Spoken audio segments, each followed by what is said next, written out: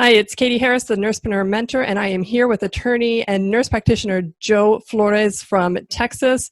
Joe, thanks so much for being here with us today. The topic today is, when is it okay for a nurse to start a sole proprietorship? Or is there a situation in when a sole proprietorship might be better for a nursepreneur to start, or it's just the risk of being sued is so low it doesn't matter? Well, thank you, Catie, first of all, and welcome everybody that's watching this episode. The sole proprietorship is something that anybody can start. You may want to register in your county courthouse, in your local courthouse, a DBA, doing business as, and it's the quick way to start up everything. And you have the advantage of, your income that you get, you can deposit it into a business account you make. Other advantages are that, basically for tax purposes, there are some advantages, and I would contact my, local accountant. However, everything that I've learned about doing business is that it is a stopgap measure. I would very much underline that shortly after you start a business or contemporaneously with it, you should start a corporation, limited liability corporation, or in your district or your area of the country, in your venue. If they ask, in your state, they ask for a professional limited liability corporation, you do so. The reasons being, one, that you are professionally liable and you're held liable to a standard that says, okay, we can sue you, and we can sue you individually and your business, and we can go after assets that you personally own plus your business account and the assets in there. So it really leaves you exposed.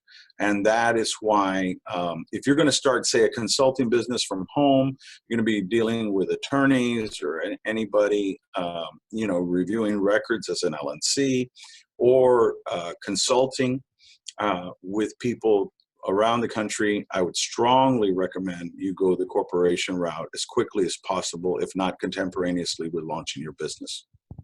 Yeah, and the LLCs or even the PLLCs, as we talked about in a different episode, are just not that difficult or expensive to set up. So there's probably very few reasons not to, right?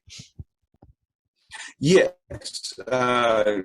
structuring it with a PLLC or an LLC coupled with a good underwritten insurance policy for a nurse really gives you a twofold defense.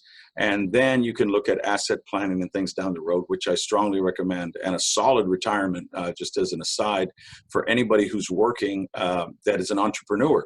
You can even make a simple or a simplified employee pension plan, which is 25% or 40 grand of what you make per year, that you can really sock away money for, that is beyond a traditional IRA and 401k.